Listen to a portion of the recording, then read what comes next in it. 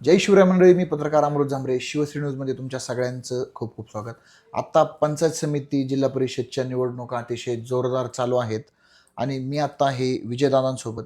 तर पंचायत समितीची दादा तयारी करत असताना दादांना माझा पहिला प्रश्न असा राहील, पाठीमागं तुम्ही भारतीय जनता पार्टीत होतात आणि आता तुम्ही राष्ट्रवादीत आलात, याचं नेमकं कारण काय? गेली 20-22 वर्ष झालं मी जसं राजकारणात आलो तसं मी भारतीय जनता पार्टीचं काम करत होतो. पण भारतीय जनता पार्टीने ह्या पंचायत समिती गणात म्हणजे दुसरा माझे एकतर सक्षम उमेदवार पक्षात नसून त्यांनी प्रथमतः आयात करून उमेदवार घेतला ओके.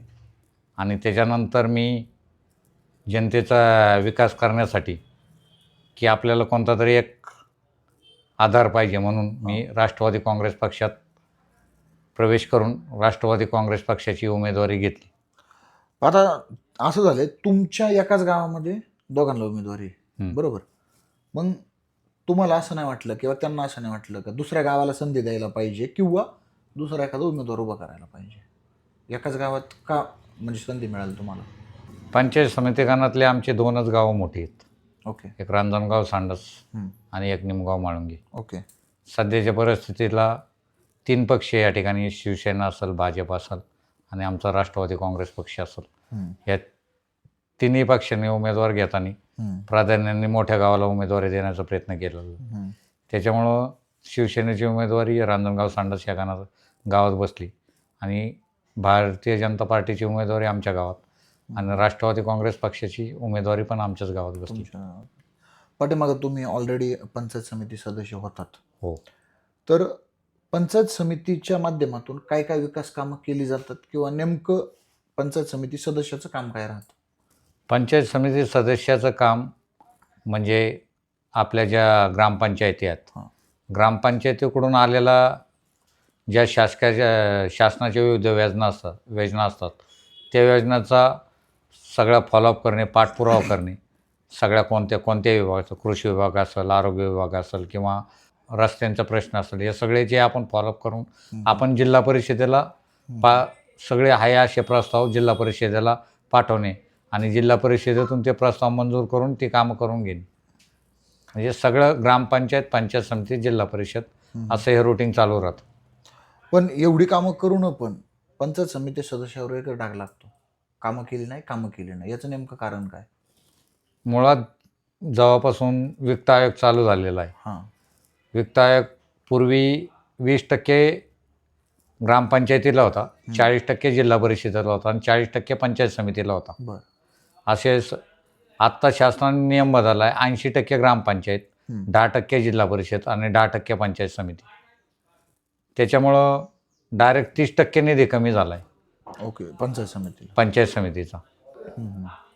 साधारणतः मी गेले 2017 ते 2021-22 त्याच्यातल्या 3 वर्षाचा कालावधी फक्त आम्हाला मिळाला. दोन वर्षात आपले सगळ्यांच्या कोरोना जे महामारी आली होती आपली, त्या महामारीत गेले. त्यावेळेस जे पंचायत समितीला फंड येत होता किंवा शासनाचे सगळे फंड फक्त आरोग्य विभागावर खर्च होत होते. म्हणजे फक्त कोरोना, दुसरे म्हणजे कोणत्या विकास कामाकडे शासन त्या काळात, कोरोनाच्या काळात लक्ष देत नव्हतं.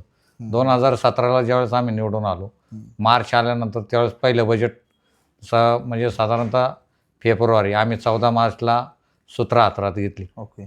त्याच्यानंतर जे पुढलं बजेट आलं ते 2018पर्यंत बजेट, म्हणजे 18 मार्च. त्या काळात कोणत्याही पंचायत समितीलाही आपल्या पुणे जिल्ह्यात ज्या पंचायत समिती आहेत त्यांना साधारणतः विभागानुसार, समजा आपल्या पंचायत समिती 14 सदस्यांची तर साधारणतः 40 ते 45 लाख रुपये निधी वर्षाला सगळ्या मिळून येतो. सगळ्यांना मिळून? हो. मग 2-2.5 लाख पण वाटायला येत नाही. त्याच्यातले तिथलं जे आपले शासकीय गाड्या आहेत त्यांचा पेट्रोल, डिझेल याचा व्यतिरिक्त किंवा किरकोळ चहा पाणी हा खर्च तो त्याच्यातच येतो का? हो. म्हणजे समजा 40 मधून 10 गेले, 30च राहिले. हा तो खर्च वजा करून राहिलेला खर्च 14 सदस्यांना डिवायडेड करायचा आणि त्याच्यातून जे वाट्याला येतील 2-2.5 लाख रुपये, 1.5 लाख रुपये, 2 लाख रुपये त्याच्यातून. मग याच्यात आपण कोणती ठोस कामं करू शकत नाही. आपण जास्त आपल्याला अख्ख्या गणासाठी येणार का? अख्ख्या गणासाठी. एका गणामध्ये आता समजा तुमच्या गणात किती गावं आली? समजा आमच्या गणात 10 गाव आहेत. 10 गावं, 10 गावात 2 लाख रुपये. ते वार्षिक म्हणजे 20,000 रुपये थोडक्यात एका एका गावाला आले. हा वर्षाला. वर्षाला. त्याच्यामुळं पंचायत समिती सदस्यांचा परत एखादी निवडणूक लढवायला गेलो हां की त्याचा निगेटिव्हपणा येतो हां की बाबा तुम्ही विकास कामं काय केली. हां पण सत्य परिस्थितीत ज्यावेळेस पंचायत समिती सदस्य जातो आणि तिथला निधी बघतो. पूर्वीचा काळ वेगळा होता. 2012पर्यंत पंचायत समितीला सगळे अधिकार होते. ओके. पण 2012 नंतर पंचायत समितीचे अधिकार आणि आताचा अधिकार म्हणजे 0-0 होत चाललेत. म्हणजे 10% निधी म्हणजे कशातच नाही. मग जर निवडणूक लढवून जिंकून येऊन लोकांची एवढी सेवा करून जर नाव खराब होत असेल तर मग कशासाठी तुम्हाला पंचायत समिती लढायची इच्छा आहे? लोकांच्या प्रेमापोटी आणि आपली आवड बाबा आपण समाजात लोकांच्या काही सुखदुःखात जाऊ शकतो. जर आपण राजकारणापासून अलिप्त झालो हां तर आपण लोकांच्या सुखदुःखात किंवा संपर्कात राहू शकत नाही. ओके. विकास कामं हे महत्त्वाचं नाही. लोकांच्या सुखात आपण दुःखात गेलं पाहिजे. पण विकास कामात तुम्ही पाठपुरावा तर करताच आहे ना. हो. मग मला एक आता सांगा की समजा सरपंच गण म्हणजे गाव गण गट आणि तालुका हां. अशी साखळी आहे. हो. ही सगळी साखळी एकाच माळीची पाहिजे का वेगवेगळ्या माळीची असन तो विकास होईल? कसं होईल? नाही, एकाच माळेची पाहिजे. त्याचं कारण असं आहे, ज्यावेळेस आपल्याच गटाचा जिल्हा परिषद सदस्य किंवा आमदार आपल्या गटाचे असतील, हां ग्रामपंचायतीचं सरपंच आपण स्वतः पंचायत समिती सदस्य सगळी एका विचाराची जर असेल हां तर प्रत्येक ग्रामपंचायतीने आपल्याला सुचवलेली कामं आपण जिल्हा परिषद सदस्यांकडे पाठपुरावा करतो आणि जी राज्य शासनाची कामं आहेत ती आपण आमदारांकडे पाठपुरावा करून ती आपल्या कानात आणू शकतो. त्याच्यामुळं सगळ्या विचाराची एकाच विचाराची सगळी लिंक पाहिजे. म्हणजे जिल्हा परिषद सदस्यसुद्धा राष्ट्रवादी काँग्रेस पक्षाचं पाहिजे, पंचायत समिती सदस्यसुद्धा राष्ट्रवादी काँग्रेस पक्षाचं पाहिजे आणि आमदार तर राष्ट्रवादी काँग्रेस पक्षाचे आपले आहेतच. आता याच्यामध्ये बिबट्याचा खूप मोठा प्रश्न आहे. सगळीकडेच चालू झाला आहे. हां. पण ह्याच्यात तुम्हाला असं वाटत नाही का लाईटचा जो कार्यकाल आहे दिवसा लाईट द्यावी वगैरे शेतकऱ्यांसाठी याच्यावरती काय पाऊल उचलणार आहेत का तुम्ही? आता मधल्या काळात आपण जवळजवळ म्हणजे राज्य शासनाच्या काळात विद्यमान आमदार माऊलीआबा कटके यांनी स्वर्गवासी आपल्या जिल्ह्याचे पालकमंत्री अजितदादा पवार यांच्या माध्यमातून आपण पिंजरे खरेदी करण्याचा प्रयत्न केला आणि दिवसा लाईट मिळावा शेतकऱ्यांसाठी.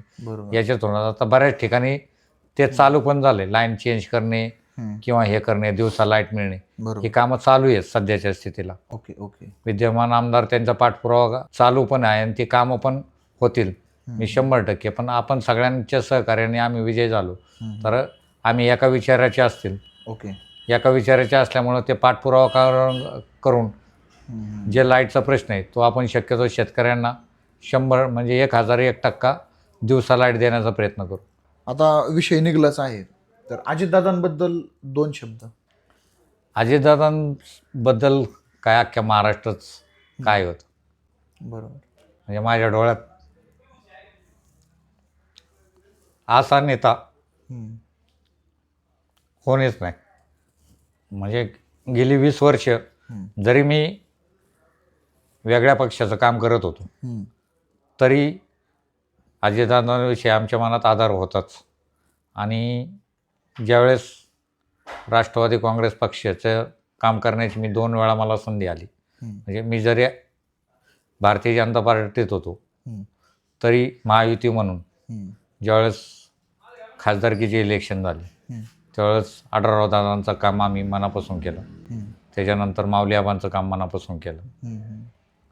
आणि दादांविषयी बोलायचं झालं तर कामाचा माणूस म्हणतात ना, तर असा कामाचा माणूस परत आपल्या पुणे जिल्हा किंवा पश्चिम महाराष्ट्र असेल असा नेता तयार होईल पुढं. पण तो तयार व्हायला त्याला 40 वर्ष जातील. म्हणजे 40 वर्ष आज आपण रिवर्स आपला पश्चिम महाराष्ट्र म्हणा किंवा अख्खा महाराष्ट्र म्हणा, दादांच्या शब्दात जी दमक होती आणि प्रशासकावर जी वचक होती ती वचक आत्तापर्यंत कोणत्याच नेत्यावर नाही. दादांचा एखादा काय अनुभव आहे, भेट झाली वगैरे किंवा कामं घेऊन गेले ते तुम्ही कोणाच्या माध्यमातून, असं काय एखादा अनुभव? नाही, दादांचा असा काही अनुभव आलेला नाही. दादांना कधी माझा भेटण्याचा योग पण नाही आला. आता मी निवडून येऊन दादांना भेटण्याचा योग येणार होता पण अकस्मात हे घटना घडली. तर अशी होती ही विजयदादांसोबतची एक दादांच्या अक्षरशः डोळ्यात पाणी आलं ज्यावेळेला आजीदादांचा विषय निघाला. आणि बारीक पाहिलं तर साहेबांचा विषय निघाल्यावरती पण म्हणजे बाबूरावजी पाचरणे यांचा विषय निघाल्यावरती त्यांच्या डोळ्यात पाणीच होतं. हेच डोळ्यातलं पाणी लोकांच्या डोळ्यातलं पाणी पुसण्यासाठी पुन्हा एकदा उभं राहत आहे पंचायत समितीसाठी सदस्य म्हणून आपल्या गणातून. पाहूयात येत्या निवडणुकीला काय होतं. येत्या 7 तारखेला निवडणूक आहेत, 9 तारखेला निकाल आहे. काय होतंय पाहूयात. पुन्हा एकदा संधी मिळते की नाही आणि भविष्यात माऊल्याबांच्या माध्यमातून असन, रेखाताई बांदल यांच्या माध्यमातून असन, कशा पद्धतीने होतात आपल्या गणातली विकास कामं. अशाच अपडेट पाहण्यासाठी चॅनलला फॉलो करा आणि सबस्क्राईब करा. धन्यवाद.